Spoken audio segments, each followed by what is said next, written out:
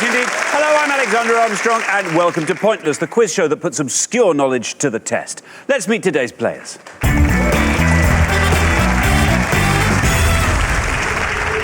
So welcome, Paul and Ian. You are our first pair on the show. Now, how do you two know each other? We're brothers. Ian's the baby of the family. I'm the oldest brother, and we have two sisters in between at home. So you're the bookends? I am, yes. The bookends of the family. Yeah. Ian, what do you do?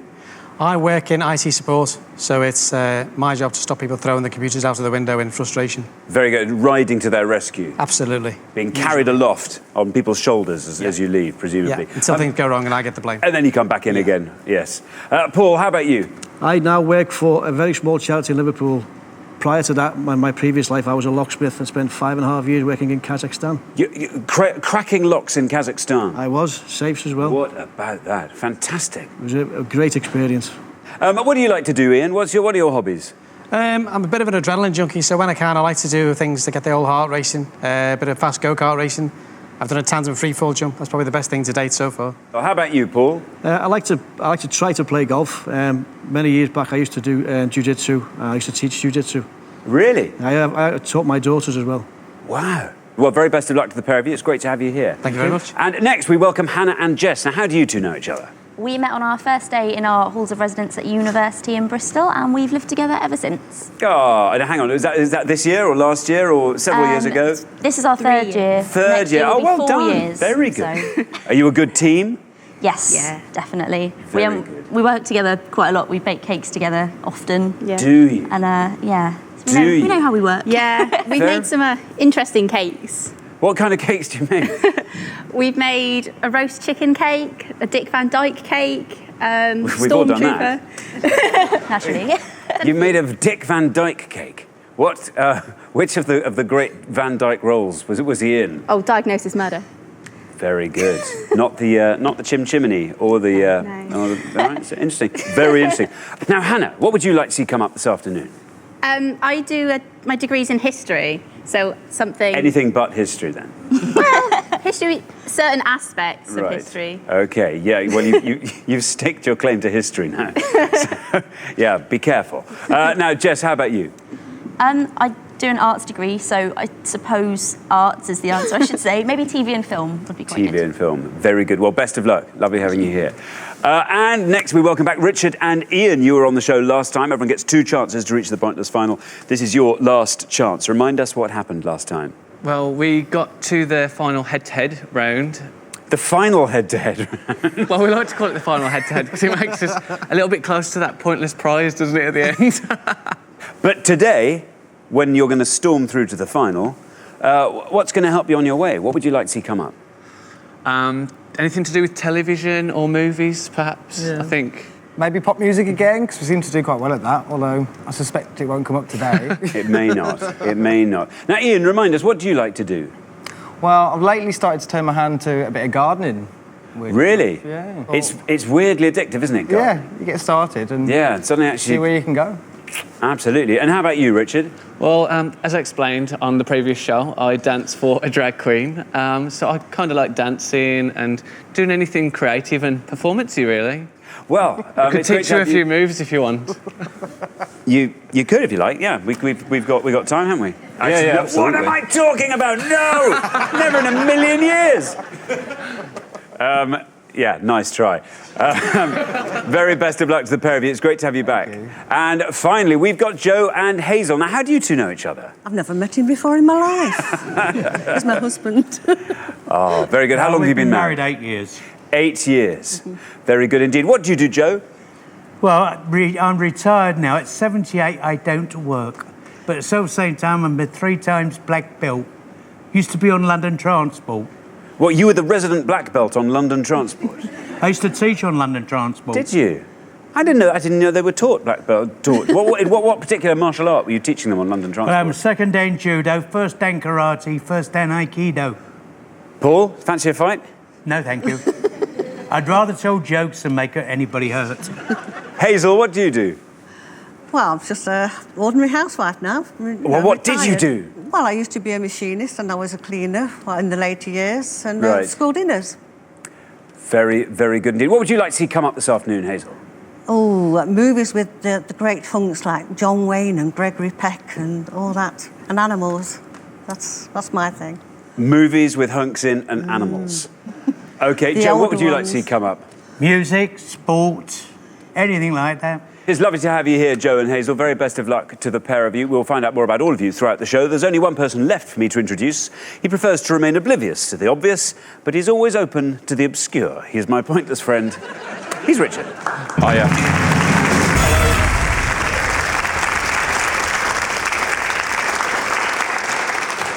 Good afternoon to you. Good afternoon to you, Richard. You've only got one returning pair, that's Richard and Ian. They did rather well last time. It's going to be their last chance to try and make it through to the final. Everybody's asked for a film question, I think, and you'll be very pleased in round one. It is a film question. And maybe not one of the legends you're looking for. Oh, dear. Hazel, sorry. Well, thank you very much, Richard. Now, we put all our questions to 100 people before the show, but this is pointless, so we are after the obscure answers they didn't get. To stay in the game with a chance to win our jackpot, all our players need to do is score as few points as they possibly can. Now, what everyone's trying to do, of course, is find a pointless answer. That's an answer that none of our 100 people gave. Each time that happens, we will add £250 to the jackpot.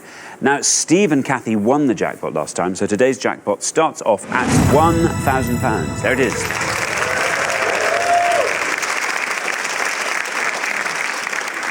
Let's play Pointless. Now,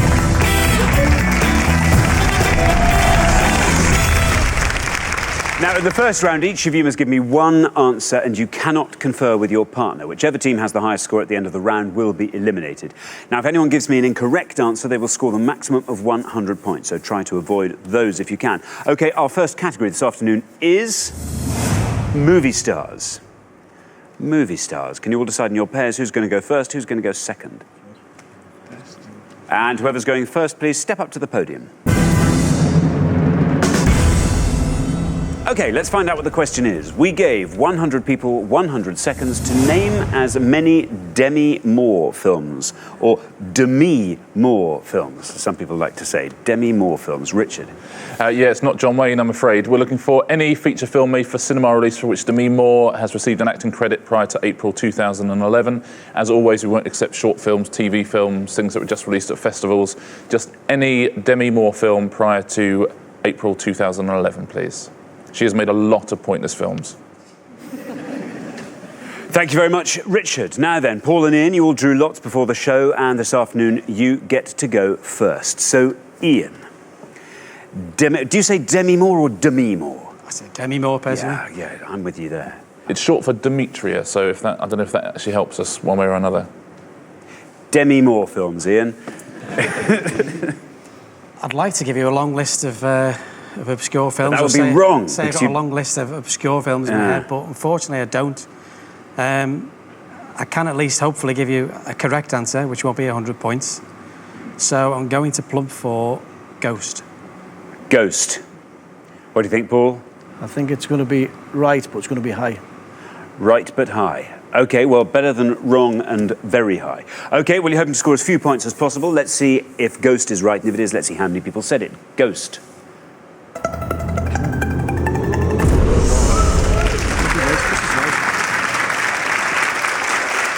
There we are, that scores you 70. 70 points for Ghost. Richard? Yeah, a very big score. From 1990, and Whoopi Goldberg won an Oscar, Best Supporting Actress in that film.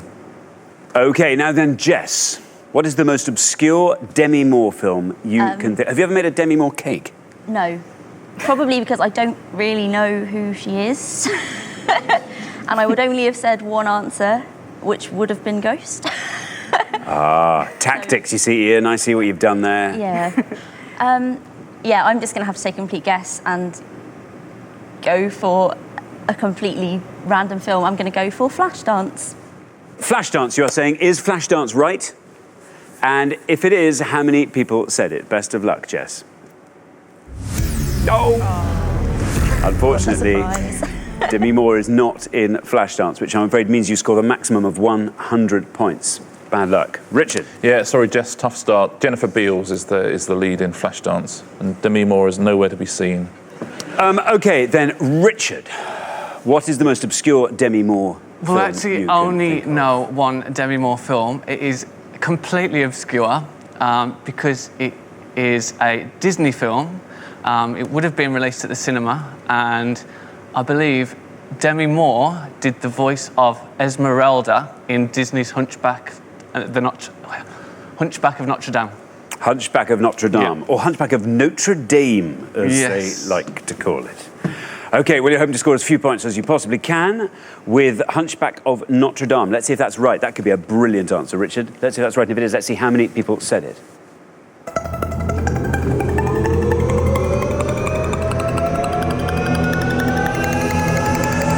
Very well done indeed. That's a fabulous answer.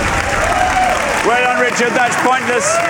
It adds £250 to today's jackpot, taking the total up to £1,250, and it scores you nothing. Very, very well done indeed. Richard. Yeah, well played, Richard. Brilliant start to the show. From 1996, you're exactly right, voiced Esmeralda. That's a good answer, isn't it? That's a great answer. Very well done indeed. Now then, Hazel, we come to you. Not John Wayne, not Gregory Peck, but Demi Moore. I can think of one, G.I. Jane. G.I. Jane. Well, you're hoping to score as few points as you can with G.I. Jane. Let's see if that's correct. And if it is correct, let's see how many of our 100 people said G.I. Jane. It's correct. Down it goes. Look at that, 28, Hazel. That's a great answer. 28 for G.I. Jane, Richard. Yeah, well done, Hazel, from 1997. And she won the Golden Raspberry for Worst Actress in that film. It's like the anti-Oscars, the Golden Raspberries. OK, well, we're halfway through the round, so let's take a look at the scores. Richard and Ian, look at that. A pointless answer, brilliant pointless answer. Very, very low score there of nothing. Then up to 28 for Hazel and Joe, then up to 70 for Ian and Paul, and Jess and Hannah, I'm afraid, on 100. Bad luck. Luckily, Hannah, I think you know masses about Demi Moore, so you're going to be able to dig yourselves out of that hole in the next pass. OK, we're going to come back down the line. Can the second players please take their places at the podium? OK, so we are looking for Demi Moore films. Joe, how well did Hazel do? 28. What are you thinking, Joe? Are you a fan of Demi Moore? I don't know any Demi Moore films at all, but at the same time, I have a feeling that she might have had a voiceover in Shrek. OK, you're going to say Shrek. Yeah. The high scorers are Hannah and Jess on 100 points. If you can score 71 or less, you are through to the next round. Shrek, you're saying. There's your red line. Below that red line, through to the next round. Let's see if that's right, Shrek. And if it is, let's see how many people said it. Bad luck, Joe. Unfortunately, Shrek is an incorrect answer, which means you score the maximum of 100 points. That takes your total up to 128. You're not out of the game yet. You may yet be through to the next round, but we'll have to see. Richard. Yeah, sorry, Joe. Good guess, though. Cameron Diaz is the main female voice in the Shrek movies. OK, now then, Ian. How well did Richard do? That's amazing. He did very well. A pointless answer there. I'm quite pleased. Well, the good news is you're through to the next round, whatever happens. Even if you score 100, you'll never overtake Joe and Hazel on 128. But, bearing that in mind, maybe you can find a really obscure Demi Moore film. Well, there's only one that I can think of, but I haven't seen it myself, so she might not actually even be in it. But I'm going to give it a whirl. Striptease. Striptease. Yeah, that rings a bell. I think she might be in that. She might be in that. I don't know. Anyway, there's no red line for you. You're through, as I say, come what may. Let's see, though, if striptease is right. And if it is, let's see how many people said striptease. Yes, she is in that. 27. Very well done. 27 for striptease takes your total up to 27. Richard. Yeah, it's weird. Both of you heard of it, neither of you have seen it. Is that right? You haven't taken a I haven't look seen at it, no. No, of course you haven't. No. Yeah, from 1996, she also won a Golden Raspberry for that as well, Worst Actress. Blimey, she must have a whole punnet of those, mustn't she? Yeah. Blimey. Very well done. Now then, Hannah. This is where the game is played out. You are on 100 points, Joe and Hazel are on 128. If you can score 27 or less, which I think you can, you are through to the next round. Striptease is the only film I could think of. Oh, no. So I'm in Jess's boat as well. I can't think of anything, so I'm going to say a film we saw a few days ago, and it had lots of celebrities in, so she might have been in it as well. How to Lose Friends and Alienate People. I have absolutely no idea if she's in it or not, but it's a film. How to Lose Friends and Alienate People, the Toby Young film. Well, Here's your red line. Below that red line, through to the next round. Let's see if how to lose friends and alienate people is right. And if it is, let's see how many people said it. Good luck, Hannah. Oh, bad luck, bad luck. I'm afraid that is an incorrect answer, which means you score the maximum of 100 points, which takes your total up to an unbeatable 200. I'm sorry. Richard. Yeah, that's how to lose pointless and alienate Jess. It is a film. It is a film. Kirsten Dunst is in it, Gillian Anderson, but no Demi Moore. Sorry. Now then, Paul, the good news is you are through to the next round, whatever happens. Well, I also haven't seen Striptease. Right. Actually, all the answers obviously have gone that I was going to use, so because I've nothing to lose, I'm going to go for another obscure one, which I think probably won a Raspberry, even by the sound of the title, and it was called Tank Girl. Tank Girl. I've no idea if she was the star, but it was a female lead in that.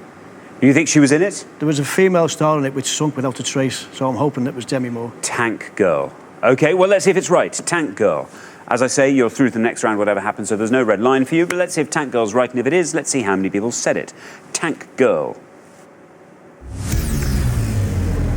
Bad luck, an incorrect answer, but it hardly matters. That scores you 100 points, takes your total up to 170. You are through to the next round anyway. Richard. Yeah, good risk to take, Paul. It's Naomi Watts and Laurie Petty in Tank Girl. No Demi Moore, though, but worth a go. Let's take a look at all the pointless answers. There's quite a few.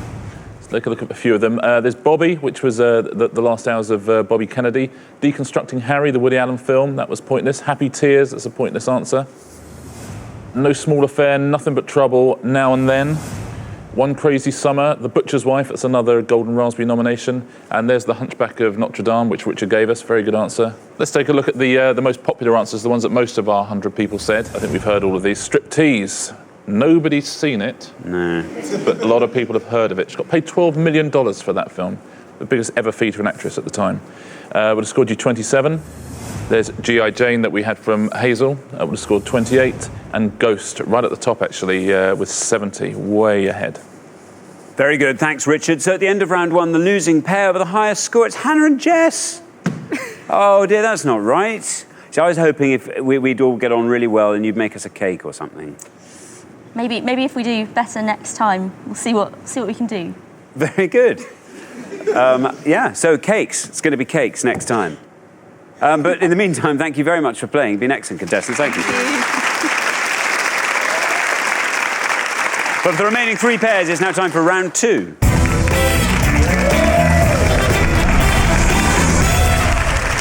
Now, obviously, there's only room for two pairs in the head-to-head, so one of the teams is going to be leaving us at the end of this round. Our round two category this afternoon is travel. Travel. Can you all decide in your pairs who's going to go first, who's going to go second? And whoever's going first, please step up to the podium. OK, our round two question this afternoon concerns European landmarks and their cities. European landmarks and their cities. Richard. Yeah, we're going to show you 6 European landmarks on each pass. We asked 100 people which city those landmarks are in. If you give us a nice obscure answer, you'll score a few points. If you give us an incorrect answer, though, you're going to score 100 points. So there's going to be 12 landmarks in all, 12 European cities to guess. Thanks very much, Richard. So we are looking for the cities in which these landmarks are located, European cities. And we have got the Parthenon, Westminster Abbey, St Basil's Cathedral, the Alhambra, Checkpoint Charlie Museum, the Spanish Steps. I'll read those one more time. The Parthenon, Westminster Abbey, St Basil's Cathedral, the Alhambra, Checkpoint Charlie Museum, and Spanish Steps. OK, there are 6 landmarks, Ian. I need you to find a nice obscure one and locate it in a European city for me. Well, with being first up, I'm a bit wary taking too much of a chance. I might leave that to Paul. So I think I'm going to have to go for a safe one. It's a toss-up between 2. So I'm going to go for, which is probably going to be the top answer, but Westminster Abbey, London. Westminster Abbey, London, you're saying. Let's see if that's right. And if it is, let's see how many people knew that answer. Ooh. Well, it's right, Ian, but it scores you 91 points. Westminster Abbey, Richard. Yeah, that's really playing it safe. It is indeed in London, although 9 people don't seem to know that. Richard, we come to you. So remember, we are looking for the European cities in which these landmarks are to be found. Okay, well, there's only one of that up there. I knew that one, but again, I think it's quite one of the ones I think a lot of people will know. Hopefully it'll score lower than 91, but I'm going to go with the Parthenon being in Athens. The Parthenon, Athens, you are saying. Well, let's see if that's right, and if it is, let's see how many people knew that answer. The Parthenon, Athens. 56. 56 for the Parthenon being in Athens, Richard. Yeah, a better score. Work started on the Parthenon in 447 BC. Very good, thank you very much. So then, Joe, we come to you. You're the last person to have this selection of landmarks. So if you like... Most of them. Have you been to all of them? No, most of them. Most of them. Since I can't help anybody else, I think Checkpoint Charlie's in Berlin and the Spanish Steps are in Paris. And that's the one I'll go for. Spanish Steps. Spanish Steps, Paris, you're saying? OK, well, let's see if that's right. And if it is, let's see how many people knew that answer. Oh, bad luck, Joe. You're going to kick yourself in a second. I'm afraid that is an incorrect answer, which means you score the maximum of 100 points. Richard. Yeah, sorry, Joe, it's Rome. Rome was the Spanish Steps, I'm afraid. Would have scored you fairly low 36 points as well. Yeah, perhaps you should have gone for Checkpoint Charlie. You're quite right, that was Berlin. Would have scored you 62 points, but would have been better than 100. St. Basil's Cathedral, Alexander, do you know that? That is Moscow. That is Moscow, yeah. Would have scored you 18 points. And the Alhambra is the best answer on the board. Very well done if you said Granada in Spain. Would have scored you 9 points. Best answer there. OK, well, thank you very much, Richard. Let's take a look at those scores as we're halfway through the round.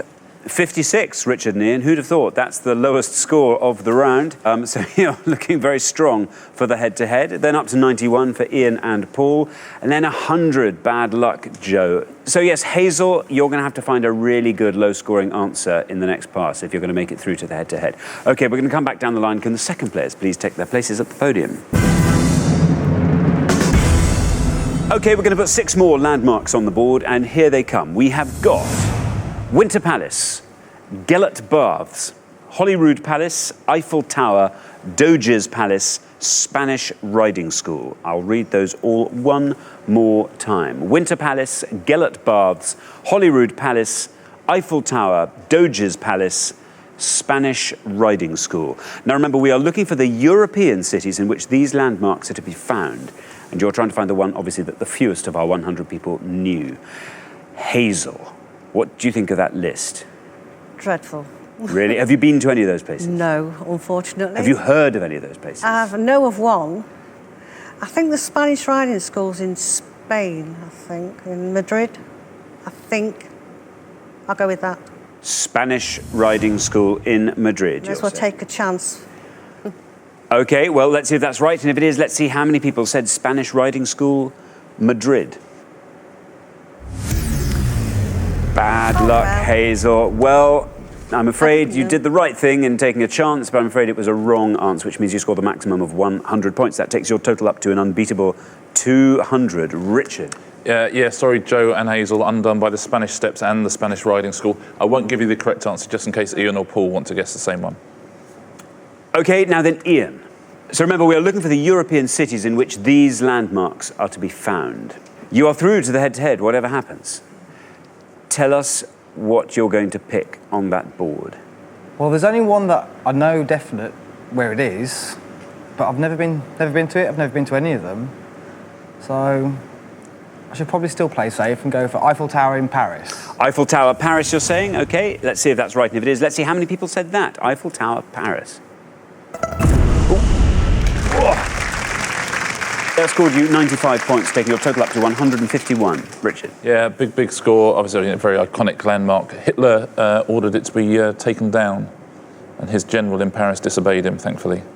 Paul, 91 is your score. Even if you score 100 points, you will not overtake Hazel and Joe on 200. You're through to the next round. Talk us through this board. You're the last person to have it. Fill in the gaps, if you like. I think I know 2 of them. I'm not sure if the Winter Palace might be Versailles. The Holyrood Palace, I think, is in Ireland. The only other one I know, which I was going to go for anyway, was the Spanish Riding School, which I think is in Vienna. Spanish riding school in Vienna. Let's see, is that right? If it is, how many people said Spanish riding school, Vienna? Of course it is. There it is.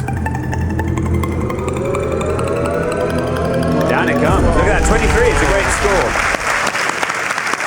Well played, Paul. 23 for that. 114 is your total. You are through to the head-to-head. Richard. Yeah, well done, Paul. The Spanish part of its name just coming from there. That's where the horses came from in the riding school. Let's take a look at the rest of them, see if anybody at home got all of them. I suspect some people will. Holyrood Palace, not in Ireland, it's in Edinburgh. Would have scored 57 points. The Winter Palace is in St. Petersburg. 14th, now home of the Hermitage Museum. It's a very, very beautiful place. The Doge's Palace, Venice, would have scored you 32. And the best answer on the board there, very well done if you got Gellert Bars, they're in Budapest, would have scored you 3 points. Thanks very much, Richard. So at the end of round 2, the losing pair with the highest score, it's Joe and Hazel. Oh, bad luck. And Joe, you gave that answer with such confidence. Hazel, I'm so sorry. We haven't served you very well, have we? That was a very hard list. Happens. I didn't know it, so it was just a chance I took. You had to take a punt, yeah. I knew Paris and the Eiffel Tower, but I thought, well, I've got to go for it. So I went Quite right. Quite right. Well, you did the right thing. We will see you again next time. We'll look forward to that very much. Thank you very much for playing meanwhile. Thanks. But for the remaining 2 pairs, things are going to get even more exciting now as we enter the head-to-head.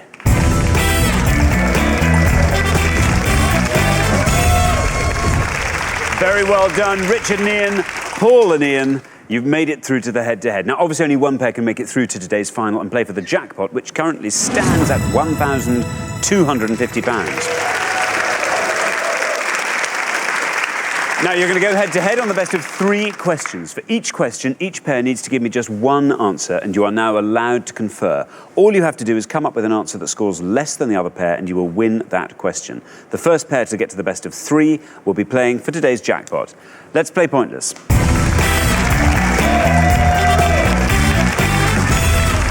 OK, here is your first question. We gave 100 people 100 seconds to name as many members of the Bronte family as they could. Members of the Bronte family. Richard. Yeah, we're looking for the names of any of the 6 children of Patrick Bronte, the 18th century clergyman. Any of the 6 famous Bronte brothers and sisters. OK, now Richard and Ian, because you played best throughout the show so far, you get to go first. We are looking for members of the Bronte family.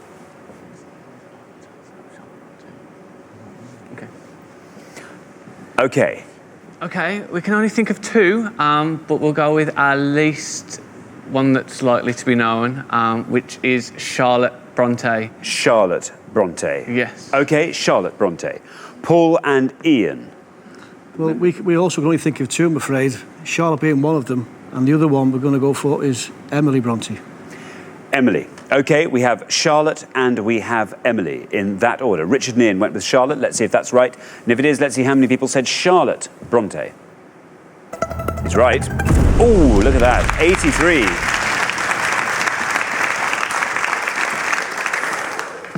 Ooh, higher than you were expecting. That's quite punishing, isn't it? 83 for Charlotte Bronte. Paul and Ian have gone for Emily Bronte. Let's see if that's right. And if it is, let's see how many people said Emily Bronte. It's right. Ooh. Wow. 92 for Emily Bronte, 83 for Charlotte. Beats it. So after the first question, Richard and Ian are up 1-0. Richard. Yeah, as I say, 6 answers in all, 4 perhaps fairly well known, 2 more obscure ones. Let's take a look at all of them. The bottom 2, they both died of TB, these 2. Elizabeth with 6 and Maria with 7. Then there's Branwell Bronte with 17. His real name was Patrick, but it's called Branwell, which is his mother's maiden name. Anne Bronte, 51, would have won the points there. Charlotte Bronte with 83, and Emily Bronte with 92. Wrote Wuthering Heights, of course, and then died the following year, aged just 30. Thank you very much, Richard. Here is your second question. Paul and Ian, you have to win this question to stay in the game.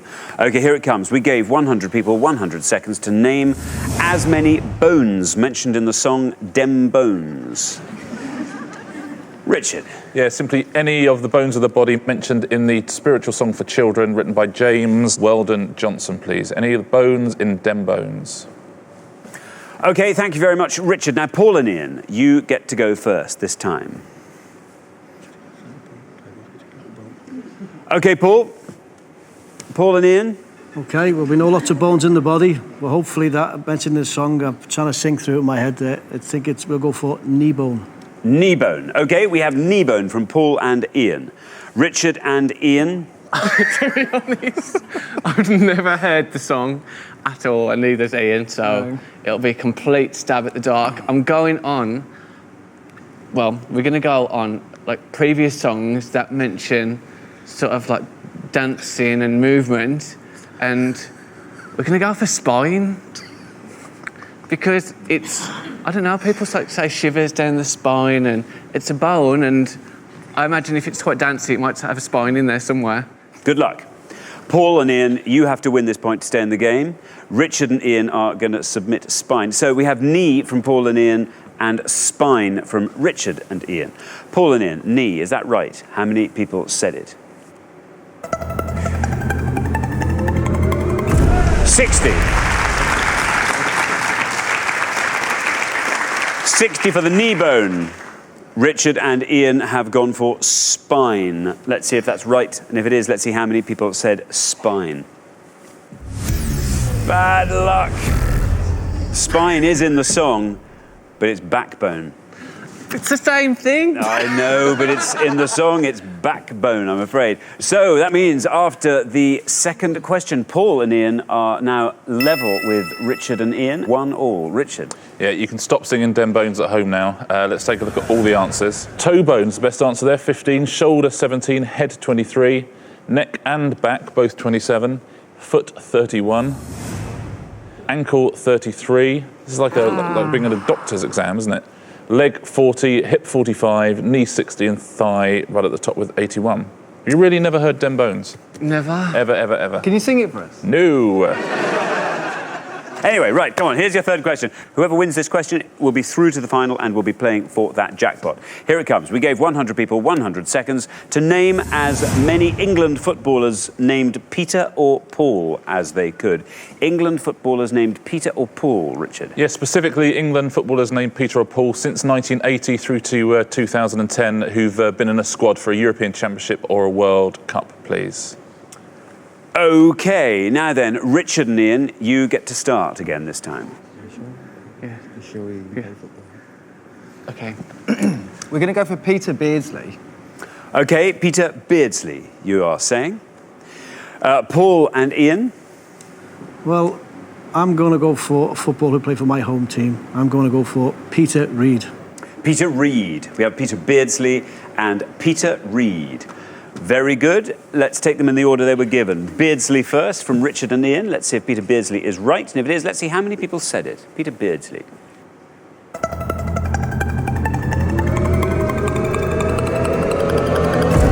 Very good. 31 for Peter Beardsley.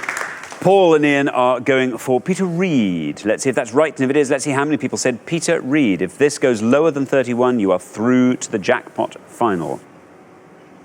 It's right. Down it goes. Yes, you've done it. You're through.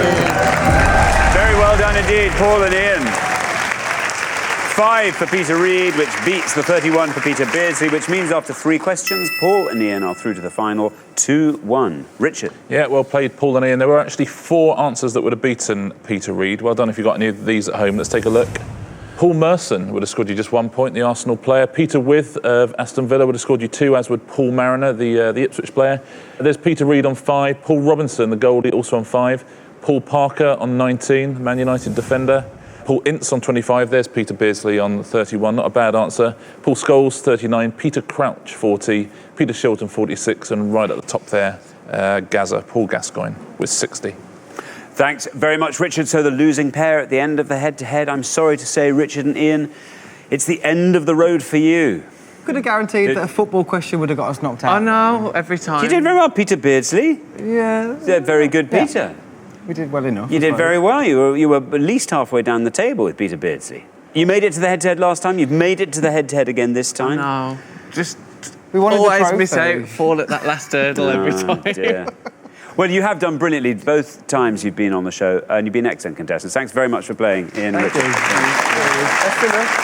Good luck again. But for Paul and Ian, it's now time for our pointless final and the chance to win our jackpot of £1,250.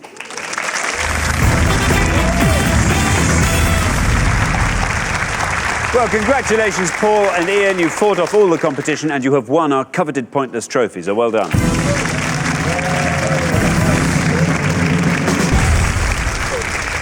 You now have a chance to win our pointless jackpot, and at the end of today's show, the jackpot stands at £1,250. Now, the rules are very simple. To win that money, all you have to do is find a pointless answer. That's an answer that none of our 100 people gave. Now, we've had one pointless answer on the show today. You only have to find one more now, and you will go home with that money. First, though, you've got to choose a category, and you can choose from these three options. They are classical music, horse racing, education. Classical music, horse racing, education. Yeah, I think we'd probably do a lot of classical music. We have got history of horse racing in the family. Our dad was a jockey. Education, it's been a while since I've been in education. I'd be tempted to plump for horse racing. I think because of the family link there, I think we plump for horse racing. OK, horse racing it is. Let's find out what the question is. What would you like the question to be? What's particularly your specialist area in horse racing? Probably race courses in the UK, maybe. Famous jockeys. Yeah. OK, well, good luck. Here it comes. We gave 100 people 100 seconds to name as many Grand National winning jockeys as they could. Grand National winning jockeys. Richard? Yeah, we're looking for any jockey who's won the Aintree Grand National from 1980 all the way through to the 2011 race, please. OK, you now have up to 1 minute to come up with three answers. All you need to win that £1,250 jackpot is for just one of those answers to be pointless. Your 60 seconds start now. Who's the guy who had cancer? I don't know, Bob Champion. Bob Champion was going to be a big answer. Bob Champion. Ruby Walsh, maybe. John Joe O'Neill. Tony McCoy's just won it. Chased it for years. Yeah. Tony McCoy might be a good one. We need an old one, though. Bob Champion. Yeah. So John Joe O'Neill. He's a trainer. He was a jockey first, wasn't he? Bob Franklin. I don't think Peter Skewton will ever win. John Franklin, maybe. Bob Champion. Yeah. Peter Skewton will ever win the national? Peter Skewton, I don't think he did. I'm not sure. John Joe O'Neill. Ruby Walsh. So, we'll go for Bob Champion. Yeah. I don't think I can hold on. Tony McCoy. Tony McCoy. John Joe O'Neill. Yeah, throw it. Ruby Walsh. John Joe O'Neill. OK. 5 seconds left. OK. OK, you've got your three. Well, your minute is up. There we are. We were looking for Grand National winning jockeys. I now need your three answers. I think Bob Champion. Bob Champion. Yeah. Tony McCoy. Tony McCoy. Tony McCoy. And John Joe O'Neill. And John Joe O'Neill. Yes. OK, now of those three, which do you think is your best shot at a pointless answer?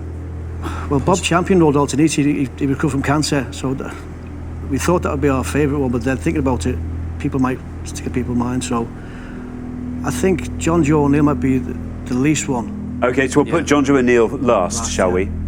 And what's your least likely to be a pointless answer? Possibly Bob Champion for the reason Paul's given. I think he's so well known. OK, yeah. And then with Tony McCoy somewhere Put him in the middle. And here they are, Bob Champion, Tony McCoy and John Joe O'Neill. There they are.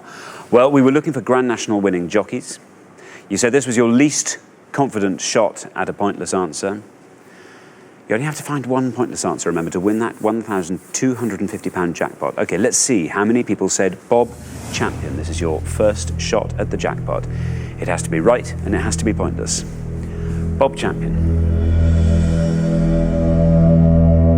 is right. The question is, how many people have forgotten about Bob Champion? Will this go all the way down to zero?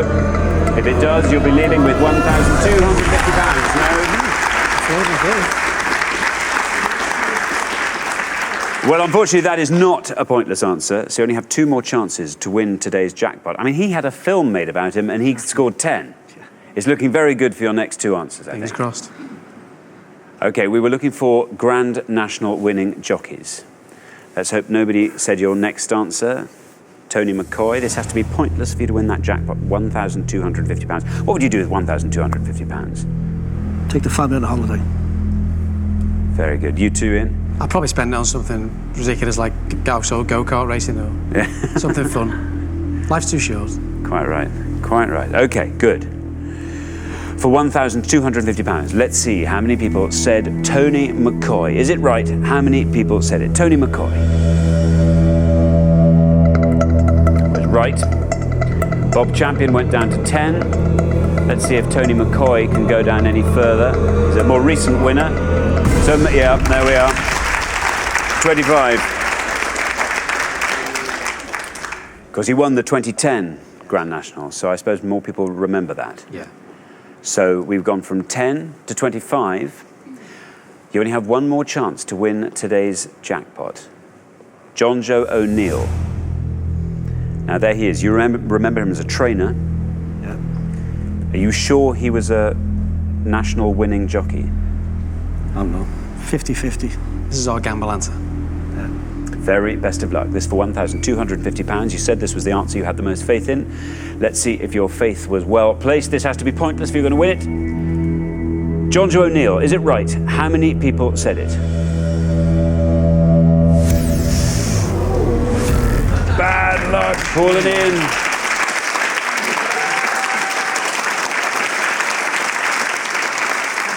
Unfortunately, you didn't manage to find that all-important pointless answer, so I'm afraid you don't win today's jackpot of £1,250, which rolls over onto the next show, but you have been fantastic, contestants, and you do, of course, get to take home our pointless trophy. So...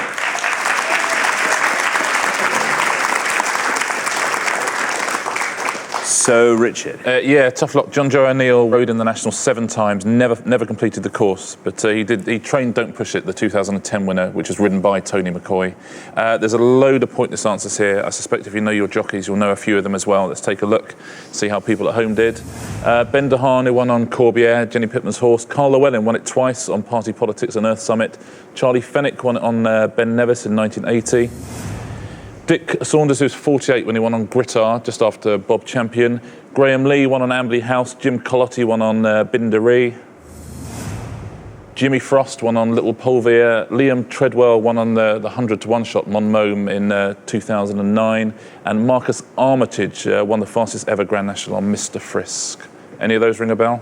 No, the only other one we could say was Ruby Walsh, so I'm glad not to see that there. We didn't say that one, so. Yeah. Well, that's a relief. Some consolation anyhow. Well, unfortunately, we have to say goodbye to you, Paul and Ian, but it's been brilliant having you on the show. Thank you both so much for playing. Great. Thank you. So nobody's won our jackpot today, which means it rolls over onto the next show when we will be playing for £2,250. Join us then to see if someone can win it. Meanwhile, it's goodbye from Richard. Goodbye. And it's goodbye from me. Goodbye.